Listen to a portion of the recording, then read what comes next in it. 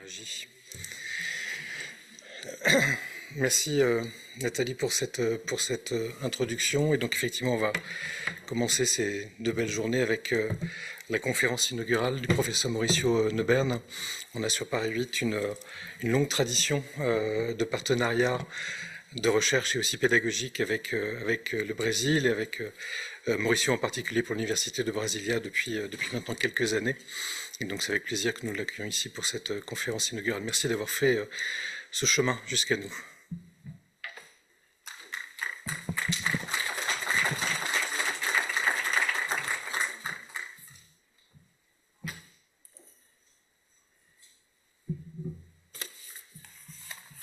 Bonjour.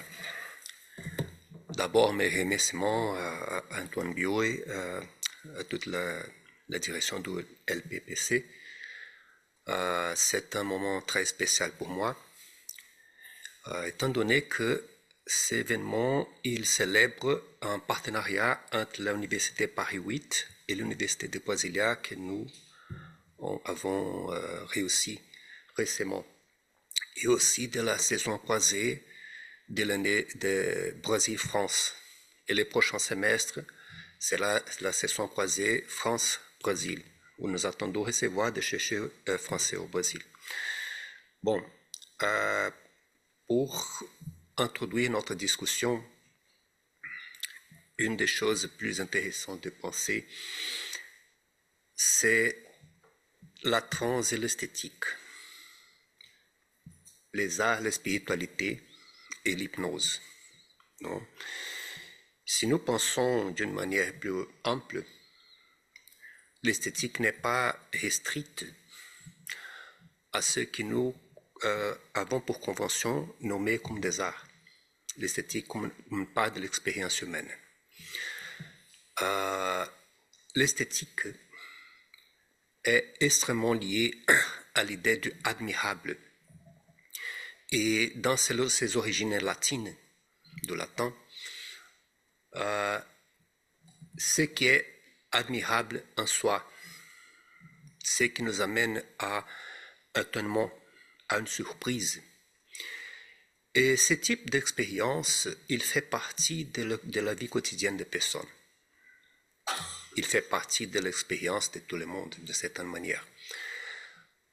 Si nous pensons, par exemple, dans les moments de contemplation d'une œuvre d'art au musée, nous pouvons nous amener à une espèce de voyage, de manière à se laisser toucher pour l'œuvre d'art que nous contemplons. Mais aussi, si nous sommes en face de la mer, en regardant les limites de l'horizon et la mer, nous pouvons aussi être pris par quelque chose dans ce sens. Comme si nous pouvons nous oublier de nous, s'oublier de nous, et simplement vivre cette expérience. Si nous pensons par exemple dans des expériences aussi terrifiantes, comme de la guerre, des tragédies, nous sommes aussi pris par la surprise. Nous sommes aussi étonnés, nous sommes profondément touchés pour cela. Et si nous pensons aussi, si nous considérons aussi l'expérience d'épiphanie, de trans spirituelles, elles sont aussi peuplées par cette dimension du admirable. Cela vient beaucoup de latin aussi, de l'idée de mirar, est un mot très utilisé en portugais et l'espagnol, qui ça veut dire regarder profondément quelque chose. Non? L'idée du miracle a aussi à l'origine commune avec cette idée de mirar. Et ce que nous pensons ici, ce n'est pas de définir qu'est-ce que sont les arts, qu'est-ce est l'expérience mystique, ou qu'est-ce que c'est l'hypnose, mais beaucoup plus considérer l'esthétique comme un fil conducteur pour une investigation des arts, de spiritualité et de l'hypnose. Je vais remplacer, peut-être provisoirement, l'idée de inquiry, le mot inquiry pour investigation, parce que je ne sais pas si est le mot le plus correct, non, pour faire cette traduction. Je n'ai pas rencontré encore une bonne traduction au portugais pour inquiry. Ici, nous avons deux figures importantes. De l'autre côté, c'est Charles Peirce, le philosophe américain très connu pour la sémiotique, et qu'il parle de l'esthétique comme une dimension philosophique de ce qui est admirable en soi-même. Il s'agit de ce qu'il appelle les sciences normatives, alors l'esthétique, l'éthique et la logique, ou sémiotique. Et nous parlerons aussi beaucoup plus de l'esthétique. Et de ce côté-ci, le professeur Farouk Seif, aussi un sémioticien très important, qui a développé une nouvelle lecture d'une certaine manière, qui s'appelle le design, qui est une espèce d'intégration entre le design et la sémiotique, qui était très importante dans l'élaboration de mon dernier bouquin, que je vais parler un petit peu ici. Et pourquoi, lorsque nous parlons d'une philosophie, il est très important de concevoir pourquoi j'ai fait la citation de ces deux auteurs. La philosophie n'est pas quelque chose qui est dehors nous. Ce n'est pas une chose artificielle. C'est une chose qui vient de nos entrailles. Des choses que nous sentons dans nos corps. Des choses qui font face aux défis quotidiens, les plus petits, les plus grands avec qui nous voyons. Et l'idée d'inquiry est beaucoup plus l'idée d'une navigation. Ça veut dire c'est une réflexion sans un but préalable. Non? C'est comme si nous prenons un bateau ici sans l'obligation d'arriver à une destination préalable. Simplement, on ne laisse pas les bateaux être détruits par les vagues de mer, mais on peut profiter du voyage de manière à comprendre l'expérience. Et aussi, nous parlons d'une téléologie. Qu'est-ce que ça veut dire? L'idée de finalité. Nous sommes des êtres inachevés, et finalité en tant que sens existentiel, notamment le sens existentiel. Et pourquoi? Pourquoi les expériences de trans, ce n'est pas dire qu'elles ont une finalité préalable, mais notamment en raison de sa dimension profondément qualitative et esthétique, elles nous amènent, d'une certaine manière, un renouvellement des sens que nous avons pour nos vies, nos pratiques. Et dans ce sens, nous allons faire ici une espèce d'apprentissage avec les maîtres de l'esthétique, comme les maîtres de l'expérience mystique, les artistes, et aussi de l'hypnose. Et dans ces moments, je vais parler un petit peu de la transe, mais dans une tentative de s'approcher d'une certaine typologie des trans. La transe en tant que... Qu'est-ce que c'est la transe? Si nous parlons d'une inquiry, d'une investigation, d'une recherche dans le sens ample, la capacité de penser quelque chose sans vouloir la contrôler en tant qu'une navigation, je vais parler très rapidement de l'importance de la transe et d'un de ces liens les plus forts dans la relation avec l'esthétique. La transe, de certaine manière, nous amène à l'altération des références des réalités que nous avons. Quelqu'un qui est en transe peut être ici, mais peut voyager au passé de son existence, voir un moment en qui il ou elle jouait avec ses grands-parents. Non? C'est là on voit des altérations de temps, les altérations d'espace, les altérations des matières, des causalités de l'autre.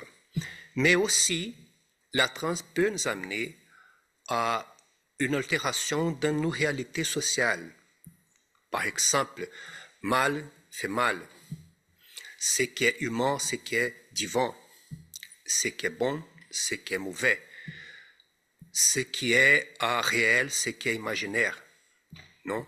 Je me rappelle beaucoup d'une expérience d'un patient que j'ai reçu dans le CHIS à Brasilia et il avait la capacité de voir les esprits. Non? Là-bas, je travaille beaucoup avec les médiums.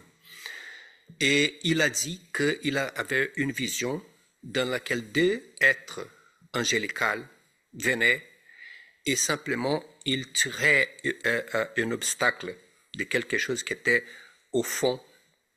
Et quand il tirait cet obstacle, des créatures démoniaques venaient à la surface. Non? À partir de cela, il a commencé à vivre un moment très difficile de sa vie en ce qui concerne la sexualité, des conflits qui étaient très difficiles pour lui. Non? Ainsi, comment nous pouvons penser que des créatures angéliques pourraient simplement ouvrir l'espace pour l'actuation des êtres démoniaques? Non? Et si nous pensons à l'histoire de la religion, par exemple, ce type de rencontre entre ceux qui nous conventionnent les biens et les mal est beaucoup plus complexe et beaucoup plus profonde que si fréquemment nous pensons. Non? Mais ces altérations, elles sont caractérisées pour ce que Charles Peirce parlait d'une conscience qualitative, quality consciousness, le terme qu'il utilisait. Et ça veut dire qu'il n'y a pas de limite très définie des choses. Il y a une dimension du sentiment et de l'imaginaire qui est très fort, et surtout une dimension insaisissable et créative. L'idée de ce qui est de elusiveness, ce qui est élusif, c'est que nous ne pouvons pas comprendre de manière très rigide. Non? Et c'est pour cette raison qu'en transe, quelqu'un peut être ici et se voir à une autre place. Quelqu'un peut avoir l'expérience de sentir que son corps devient quelque chose, un animal ou un être inanimé. Non? Et dans ce sens, ce qui échappe entre nos doigts, c'est peut-être le grand cauchemar de la science, mais que nous pensons par exemple à travers du travail de Léon Chertok et Isabelle Stengers, quand ils montrent la difficulté de notre modèle de science de comprendre plus profondément ce type d'expérience. Parce que ce n'est pas question d'avoir des données objectives en soi, mais de comment comprendre cet univers qui est si difficile de mettre dans nos catégories. Une autre caractéristique de la transe, c'est que, comme dirait à travers de l'idée du design, c'est un ensemble de paradoxes. Par exemple, Sylvie Tannenbaum a un très beau bouquin qui s'appelle « Le sommeil qui éveille », quand elle parlait de l'hypnose. Une détermination qui permet la création. Et aussi, quand je parle de le self multiple, c'est qu'au même temps que l'expérience de la transe est quelque chose de très singulier, très personnel, elle amène aussi des agencements collectifs. Et quand je parle, par exemple, de quelqu'un qui voit son père ou son grand-père durant l'enfance, c'est un être qui est internalisé. Dans la religion, les êtres qui arrivent dans les milieux culturels, ce sont aussi des dimensions multiples qui sont présentes dans ce type de self, dans le self durant la transe. Non? Et de cette manière, le transe n'est pas seulement une expérience de solitude. Il y a une expérience de solitude, mais il est aussi une expérience de dialogue. Ce type de caractéristiques nous amène à penser un point commun entre les trans et l'esthétique, qui est exactement que la trans est, ainsi comme l'esthétique, un défi vers la notion de réalité. La notion de réalité. Vous pouvez voir, par exemple, pourquoi les systèmes totalitaires si fréquemment attaquent les artistes, les poètes, les musiciens. Non? Pourquoi? Et même la religion. Combien de gens qui a rencontré le feu ou la mort en raison des expériences qui défiaient les notions de réalité. Non? Ainsi, la transe, à travers les limites, il peut jouer avec ces limites et devient quelque chose qui attire beaucoup de l'attention de différentes agences sociales.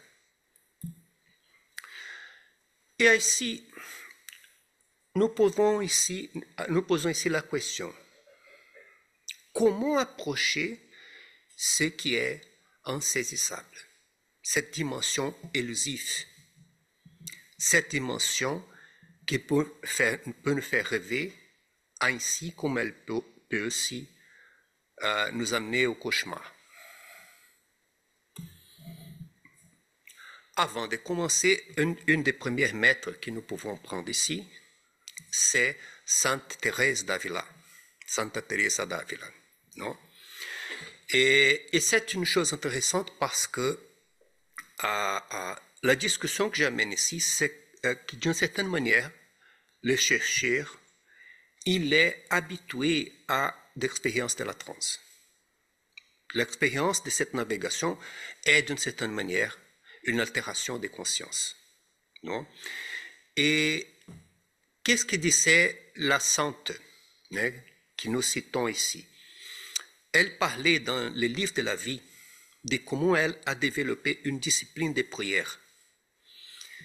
Et dans ce processus, avec une très forte dévotion, elle a commencé de manière qu'elle pourra prendre un verre d'eau dans le lac. Simplement prendre un petit verre d'eau.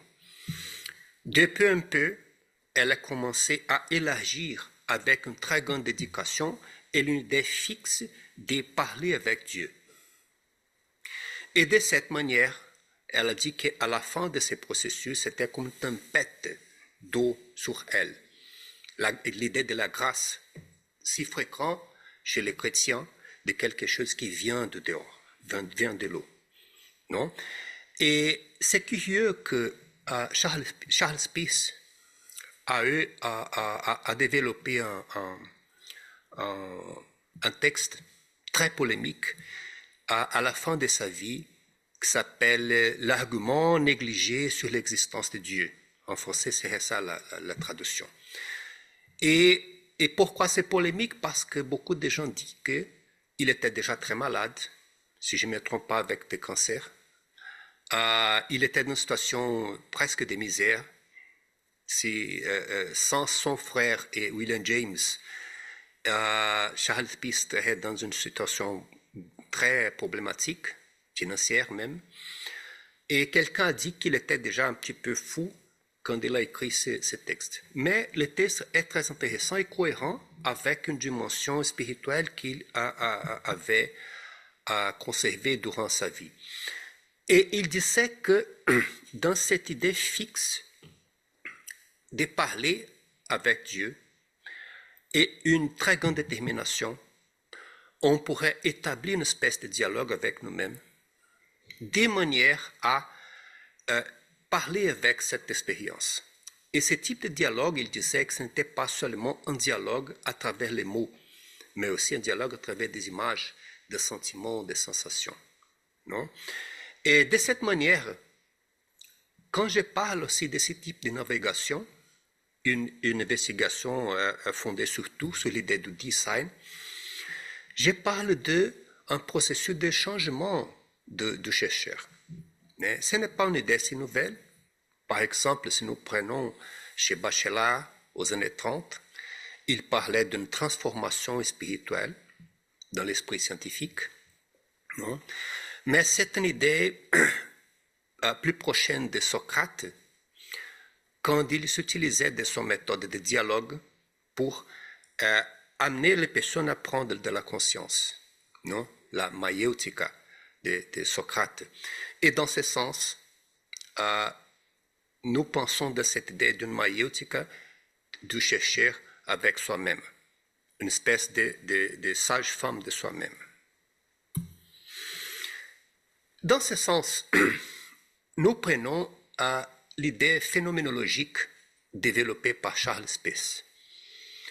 Et le type de dimension que nous pouvons penser ici, ce sont trois types d'attitudes desquelles je voudrais parler. Non?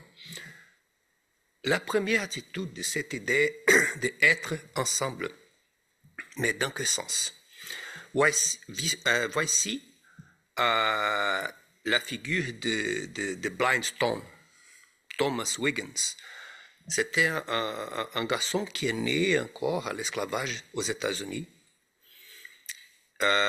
Et lorsque son maître a aperçu qu'il était aveugle, il a pensé de donner à lui un autre destin. Mais un jour, le petit garçon va en direction du piano et commence à monter une habileté hors du commun en face du piano, un objet, un instrument avec qui il n'avait aucun apprentissage préalable. Non? Le maître était extrêmement surpris, a amené des professeurs pour lui donner des leçons de musique. Et ce monsieur ici, il avait une capacité de reproduire de la musique de manière extraordinaire. Il l'écoutait seulement une fois et pouvait la reproduire. Et après cet apprentissage, il a développé une habileté musicale extraordinaire. Non? Malheureusement, il était très exploité par son maître. C'était encore à l'époque de l'esclavage. Mais il a fait beaucoup de succès et il a montré peut-être une chose intéressante pour ceux qui ne peuvent pas regarder en dehors, mais qui sont capables de développer une très grande sensibilité. L'idée de la première attitude, c'est bien l'idée de la navigation, et je dirais que c'est une idée peut-être la plus importante. Non? Pour ceux qui sont psychologues, nous pouvons parler ici de thérapie humaniste et phénoménologique lorsqu'il nous parle de l'importance d'être avec. On ne parle pas forcément d'une écoute, comme les psychanalytiques le font, mais nous nous parlons d'une présence, être présent avec. Et dans ce sens, dans la manière que tout ce qui nous arrive, ce n'est pas objet de jugement, c'est beaucoup plus un objet de sentiment. On est disponible à sentir tout ce qui nous arrive.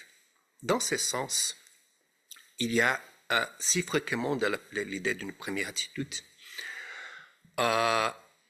une espèce de dissolution entre le chercheur et l'expérience qu'il observe. Ce n'est pas seulement une question d'observation, ce n'est pas une question d'être présent. Les collègues de l'hypnose savent bien l'expérience qui est si fréquente dans le setting d'hypnothérapie, comme la sensation de lire la pensée des autres, ou, comme utilisait Milton Erickson, ma voix t'accompagnerait. Non?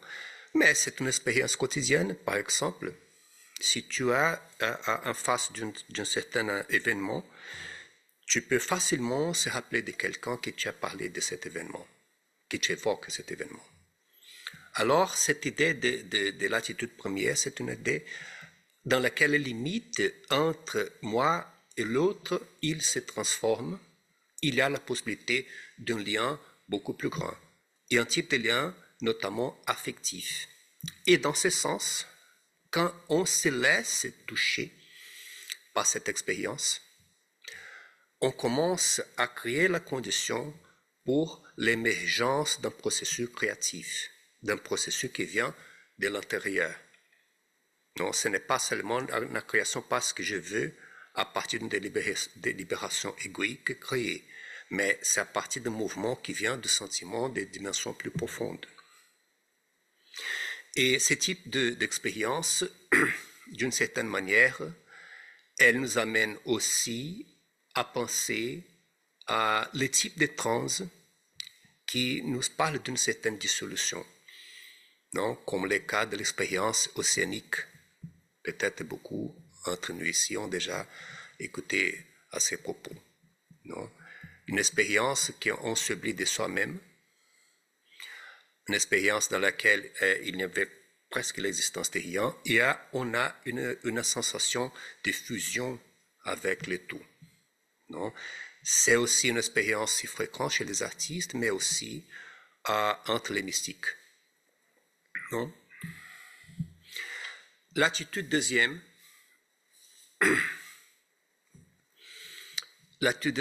c'est l'idée de danser avec. Et pourquoi je vais mettre ici la figure du bulldog? Non? C'est curieux, n'est-ce pas? Charles Spies parlait que la figure phénoménologique de cette deuxième attitude, c'est le bulldog. Pourquoi?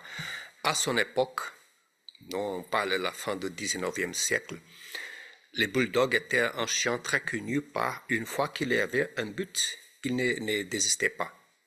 Non? Soit à la chasse, soit à la garde, il était extrêmement persistant. Non?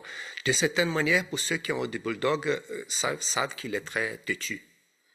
Non? Cela vient d'une génétique de sélection dans laquelle, une fois qu'il fait une presse, il ne lâche plus. Alors, cette détermination, elle est extrêmement importante. Pourquoi? Pourquoi si nous parlons d'une navigation, ce n'est pas simplement se laisser d'un mouvement aléatoire, mais ça veut dire accueillir quelque chose, accueillir des habitudes, développer des habitudes en direction à un certain apprentissage.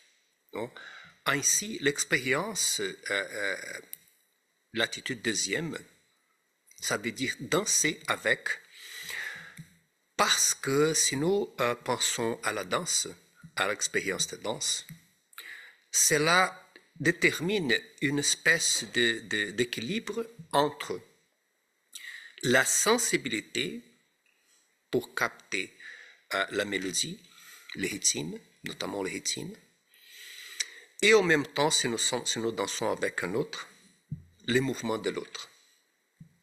Non? Je ne sais pas si beaucoup d'entre vous ont l'expérience de danser, non? Mais pour ceux qui font de la danse, on rencontre dans ce type d'art la nécessité d'un raffinement des mouvements très grand. Donc, je me rappelle une fois que j'ai voyé un reportage sur une ethnie africaine et des petits enfants qui faisaient des mouvements et que j'ai pensé, bon, si j'ai fait cela, je vais à l'hôpital. Non? Des gens très, très petits, non? Des enfants. Et cela a un lien très fort avec la notion de habitus de Pierre Bourdieu, quand il nous parle d'une espèce de connaissance collective qu'il va dans les corps et accueillir une dimension technologique dans les corps. C'est une espèce de technologie culturelle qui permet le développement d'une pratique, non? À travers le corps. Et le corps, je dirais ici, très dans le sens de Merleau-Ponty. Ainsi, si nous pensons aux arts martiaux, si nous pensons à la peinture, si nous pensions à la musique, non, pour ceux qui considèrent les mouvements de musique, j'ai un collègue il était un étudiant de la guitare, et il disait que si tu abandonnes la guitare par un seul jour, la guitare t'abandonne durant un mois, en raison de la précision du mouvement, de la nécessité d'entraînement presque constante. Non? Mais ce type de questions nous amène à un très ancien connu de la science moderne, qui est l'idée du contrôle. Non? Serait-il une nouvelle édition de l'idée du contrôle, simplement de maîtriser cette force instinctive qui nous habite, ou serait-il une manière de penser le contrôle autrement? Donc, bien sûr qu'il y a une intentionnalité d'un certain contrôle. Non? Et dans ce sens, en ce qui concerne la recherche, c'est une discussion importante sur le rôle des instruments et des techniques. Et je dirais de la thérapie aussi. Parce qu'il y a des thérapeutes qui pensent plutôt aux techniques qu'à particularité des personnes. Et cela peut devenir un problème, notamment parce que d'abord la technique doit être subjectivée par le chercheur. Elle doit devenir avec la pratique une espèce d'extension de ses actions. Ensuite, il y a des personnes qui peuvent s'adapter très bien de certaines techniques. Et je ne parle ni même du risque de iatrogénie, non? Je parle d'une refus de la personne d'accepter n'importe quel type d'enjeu qui est important au thérapeute. Et même aussi, si nous pensons à les instruments de recherche, il y a aujourd'hui, c'est très fréquent l'idée de que on pense d'abord à la méthode au champ que nous étudions. Hein?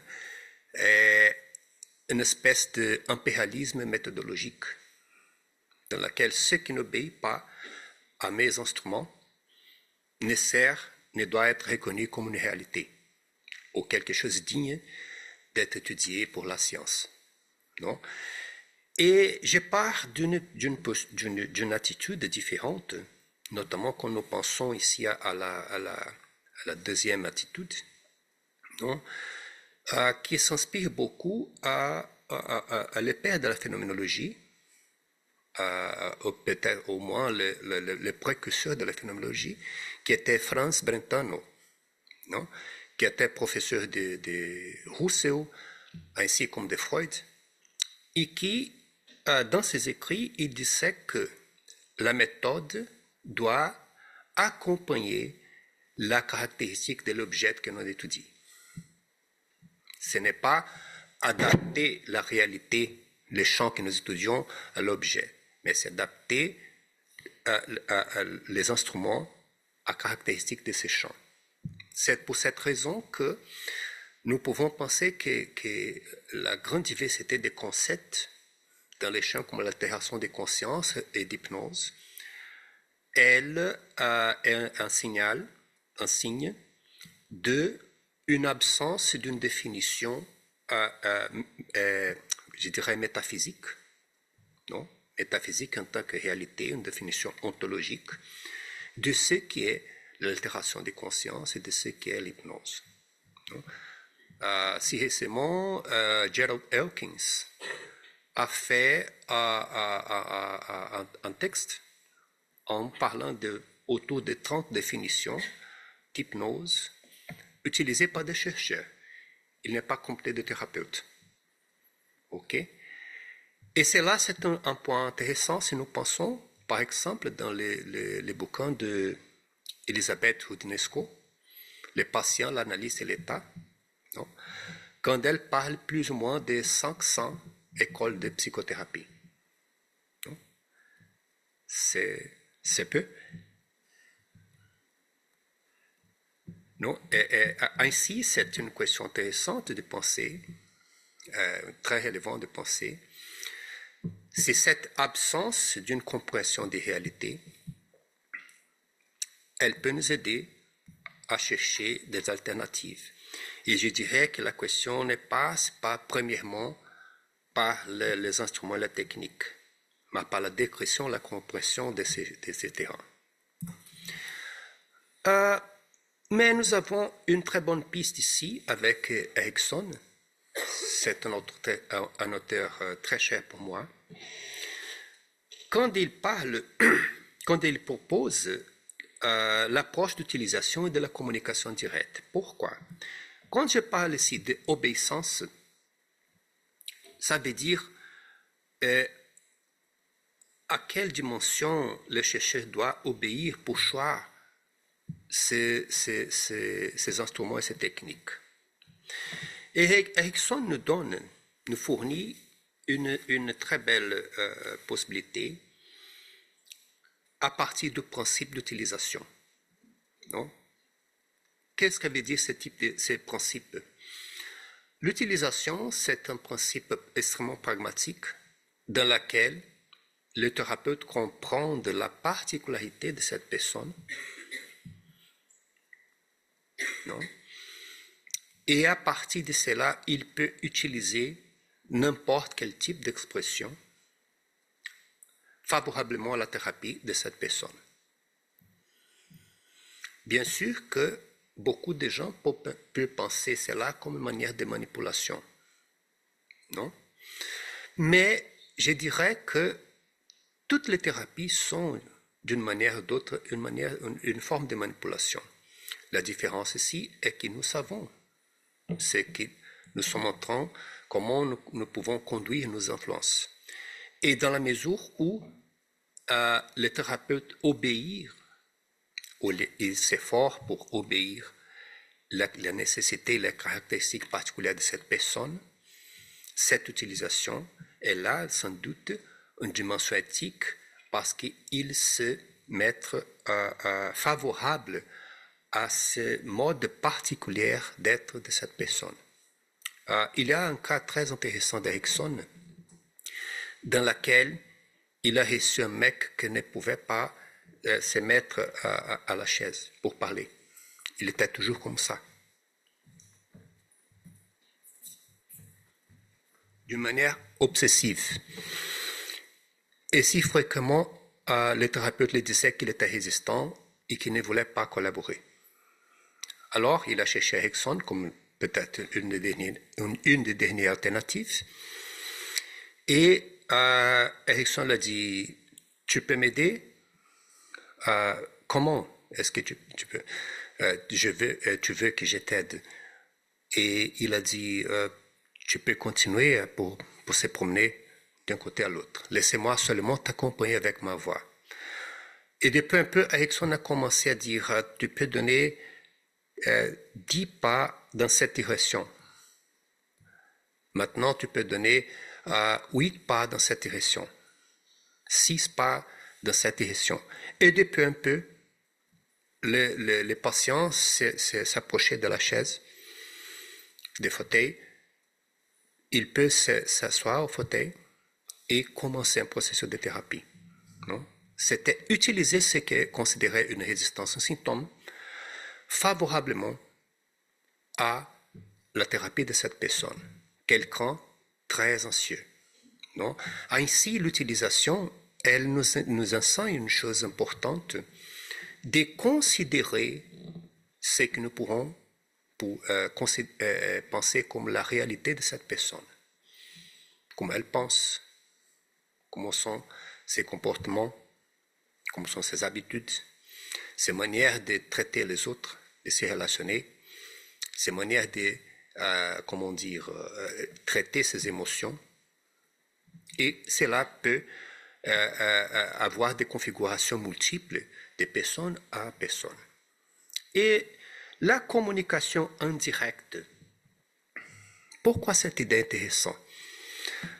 Parce que Erickson a perçu qu'un ordre, si j'ai simplement dit, écoute, fermez tes yeux et tu peux maintenant aller au passé, non?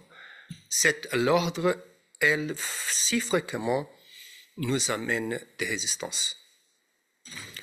Et plus, l'ordre, si fréquemment, ne considère pas la manière spécifique de communication et de production sémiotique de chaque personne.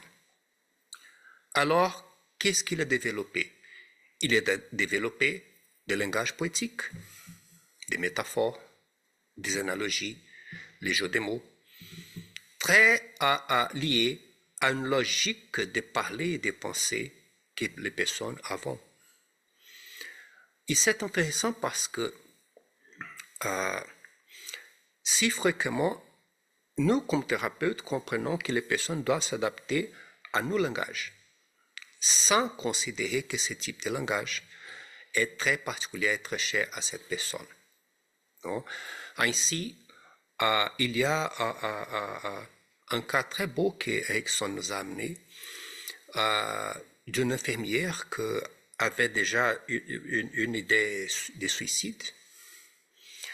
Il était invité pour aller à l'hôpital, c'était une autre ville, pour faire une conférence sur l'hypnose. Et le directeur de l'hôpital lui a donné la permission de choisir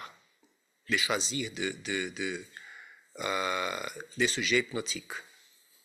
Il a simplement choisi cette femme. Et le directeur a dit, Erickson, c'est un problème parce que cette femme a une dépression très forte avec beaucoup d'idées de suicide.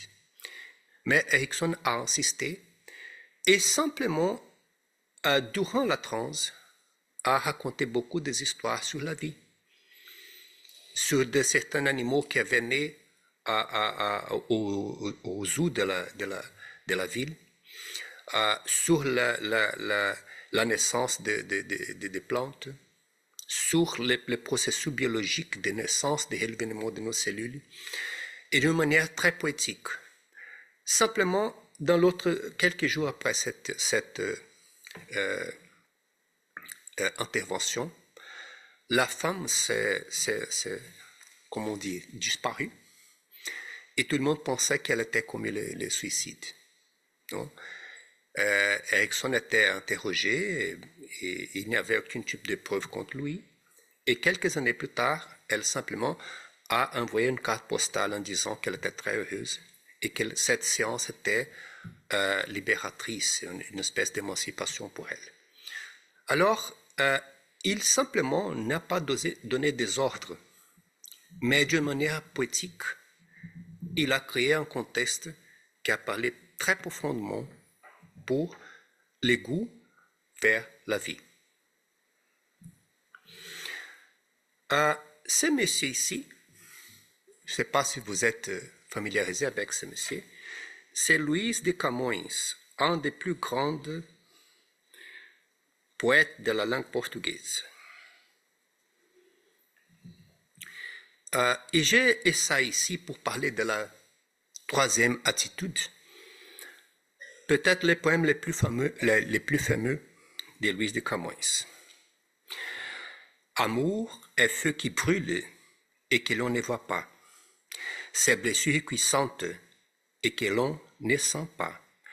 Ravissement qui se sait pas ravir. Folle douleur qui ne fait pas souffrir. Ce n'est plus désirer qu'un seul désir. C'est marcher solitaire dans la foule. Jamais n'avoir plaisir à un plaisir. Penser qu'on gagne alors que l'on se perd. C'est librement vouloir être captif. C'est quand on est vainqueur, servir qui est vaincu. Rester loyal alors que l'on nous tue. Mais comment ces faveurs font-elles naître une amitié intellectuellement si l'amour, à ces points, est contraire à lui-même?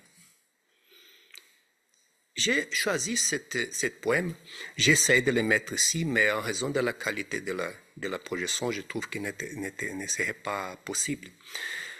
Pour penser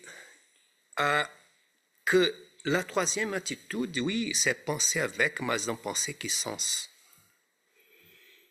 Ce n'est pas la foi de l'intellectualité, c'est un pensée extrêmement lié au sentiment. D'une certaine manière, cela c'est déjà présent à Charles Spitz et aussi au théologue Rudolf Otto quand il parlait que l'amour c'est la plus profonde expression de rationalité. Ce n'est pas seulement un sentiment. Il y a une logique profonde. Et ainsi, nous pensons que l'idée de connaître les autres, de connaître l'expérience, passe par certains principes qui étaient pensés depuis les Grecs. Qu'est-ce que c'est le eidos des Grecs? Eidos, ça veut dire l'univers qui est être passible de connaissance. Il peut être connu. Et dans ce sens, Charles Spitz disait que l'esprit et la matière sont la même chose. Ils ne sont pas des choses différentes. La matière naît de l'esprit. Elle est seulement, dans un sens métaphysique, l'esprit qui a gagné des habitudes et s'est cristallisé de cette forme. C'est là ce qui peut assurer la capacité de connaître le monde parce que nous sommes profondément intégrés et nous avons une même nature envers le monde. Et dans ce sens, quand je parle d'intégration, je parle d'une chose intéressante, notamment dans les trans mystiques spirituels, que est un sens de familiarité qui est très présente dans de certaines expériences. Je dirais que les personnes avec qui je travaille, en général, ce sont des gens qui ont des douleurs chroniques, mais qui amènent aussi si fréquemment des sujets comme la dépression, la maltraitance, l'absence d'argent en raison de traitement, la réduction de la capacité de travail et aussi les spiritualités, et parfois une spiritualité très forte, qui, quand il parle de cette spiritualité, il parle si fréquemment avec une idée de familiarité. J'ai déjà entendu des gens qui parlaient de cette famille qui est là, je ne reconnais pas comme la mienne. Elle est quelque chose d'étrange. Même mon corps est quelque chose d'étrange. Mais quand je suis en transe, je sens que cela est un monde qui m'appartient et que je fais partie. C'est peut-être la raison pour laquelle beaucoup de savoirs spirituels offrent une place au sujet de manière à les parler des choses qui font du sens à la vie et même l'offrir un nouveau nom. Donc, si nous pensons à l'histoire des religions, par exemple, c'est très fréquent de voir le changement de nom. Fernando de Bulhões, Saint-Antoine. Hippolyte Léon Denisard Rival, Allan Kardec. Santa Rita, non, Maria Rita Ferreiras, je ne me trompe pas, la Sainte Rita des Pauvres, non? Gadadhar Sri Ramakrishna. Et ainsi, on voit cette dimension d'un profond changement identitaire qui veut dire ethos. Je me suis oublié de mettre ici les mots ethos, un autre mot grec dont l'origine veut dire d'une certaine manière en sens de morale, ou une discussion rationnelle sur la moralité, l'éthique, mais aussi en sens d'habitat ou maison, les groupes à qui j'appartiens. C'est dans ce sens que, quand j'ai parlé du chercheur qui faisait un travail d'une renaissance, d'une religare, que j'ai parlé de cette intégration.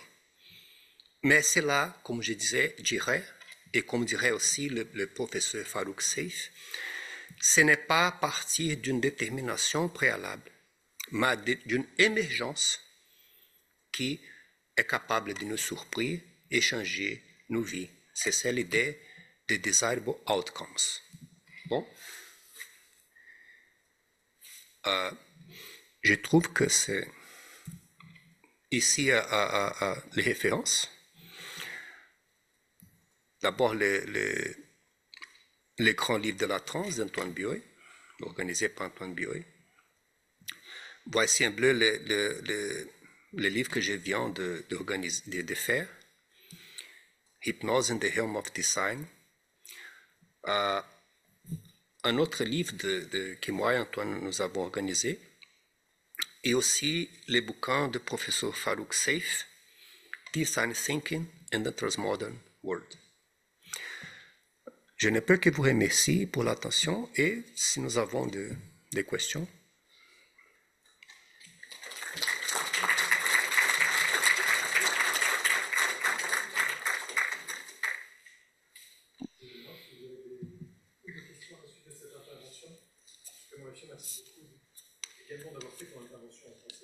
Ah oui. Ouais. La compréhension, même si évidemment c'est forcément plus épuisant pour toi.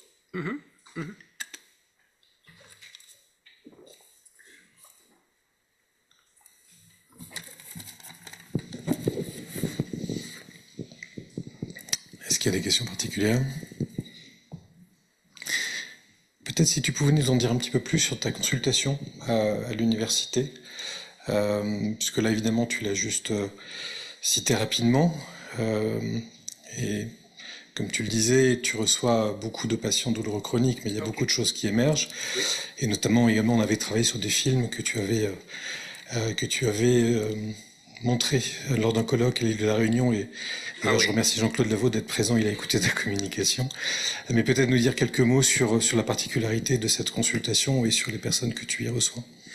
Oui, je suis professeur associé à l'Université de Brasilia et aussi le coordinateur d'OCHIS, qui est Complexité, Hypnose et Subjectivité. C'est un groupe de recherche enregistré au ministère des Sciences et Technologies et Antoine intègre ce groupe et aussi des collègues de Portugal et du Brésil. Non? Je suis un thérapeute qui est aussi chercheur. Dans ma formation en tant que hypnothérapeute m'a amené à faire une intégration entre mes pratiques et la recherche. Parce qu'à mon avis, la psychothérapie est un processus de recherche si nous savons comment le désigner de cette manière, non? Le travail de cette manière. Et la plupart de mes publications de recherche que j'ai faites viennent de mon pratique clinique à l'université. Non?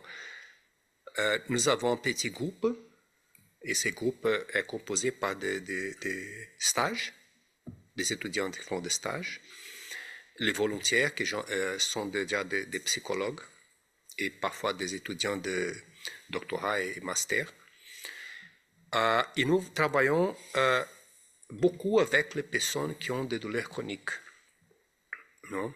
C'est une manière, une chose qui simplement je ne pensais pas à quelques années, mais qui j'ai commencé à percevoir une chose que beaucoup de hypnothérapeutes ont perçu, que la capacité thérapeutique de l'hypnose avec certains groupes de douleurs chroniques. Et qu'est-ce qui s'arrive là-bas? Non?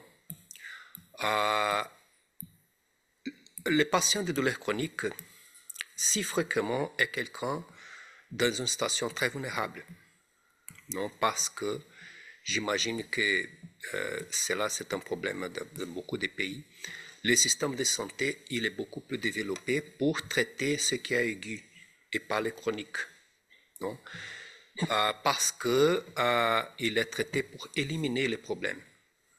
Mais le problème chronique n'est pas passible d'une cure absolue. Non? Et ainsi, ces personnes, elles font un ensemble de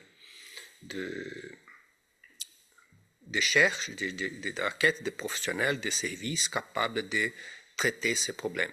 Non?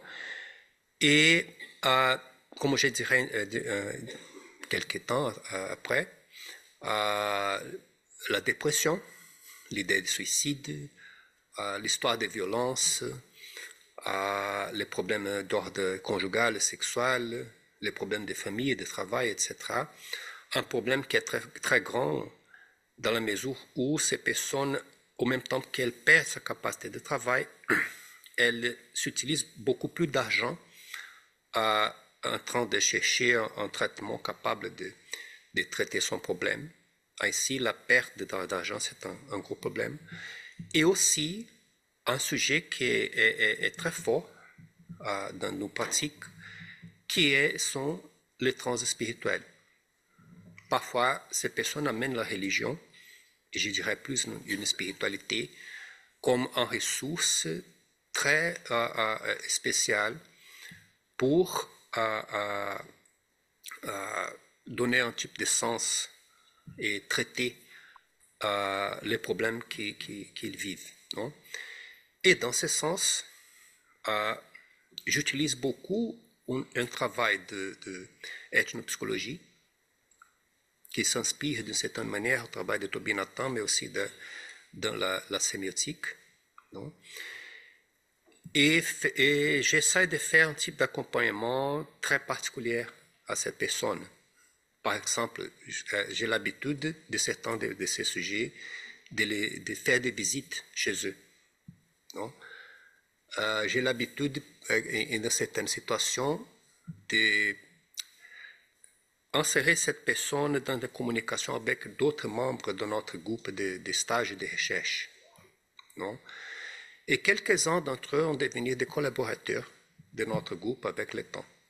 Donc, comme Antoine a vu un film il y a quelques années, d'une personne qui est arrivée dans une situation très compliquée et qui est devenue une espèce de collaboratrice qui nous a aidé et nous aide encore aujourd'hui beaucoup.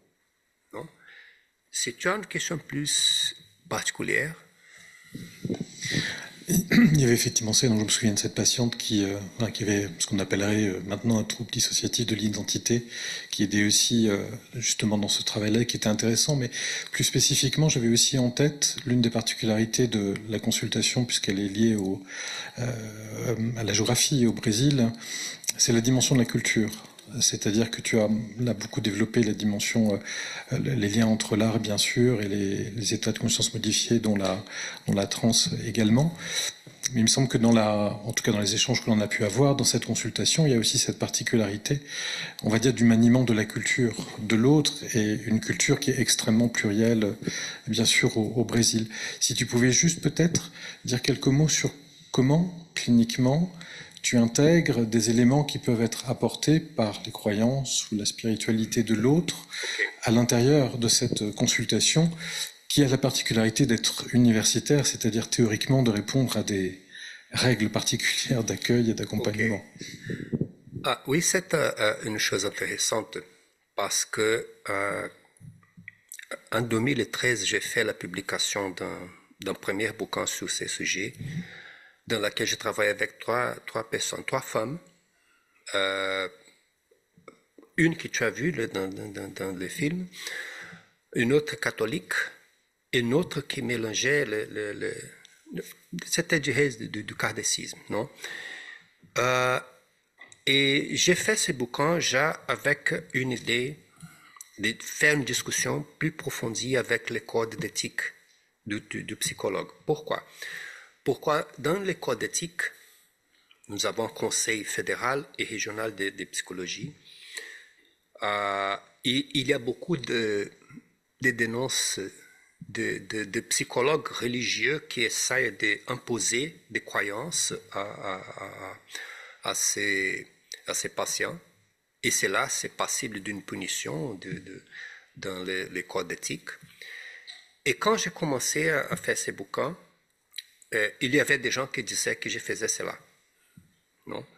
Mais je démontre dans le livre, écoute, il faut d'abord lire plus attentivement le livre, parce que notre code d'éthique, il part de la Déclaration universelle des droits de l'homme. Non? Dans ce sens, si je pense à l'utilisation d'Erikson, ça fait partie des manières d'intégrer ce type d'expressions qui sont très chères, ce sont très vivants dans ces expériences, à l'inverse de simplement leur dire, écoute, si tu veux traiter cela, tu vas parler avec le leader religieux de ton groupe, parce qu'ici je parle des choses de l'homme. Non? À mon avis, c'est une violence contre cette déclaration où on comprend une conception intégrale. Mais ces personnes, elles sont dans les contrats thérapeutiques, pour elles, c'est très clair que mon rôle, c'est un rôle de psychologue. Je ne vais pas faire la même chose qu'ils font dans ces groupes, le même type de travail spirituel.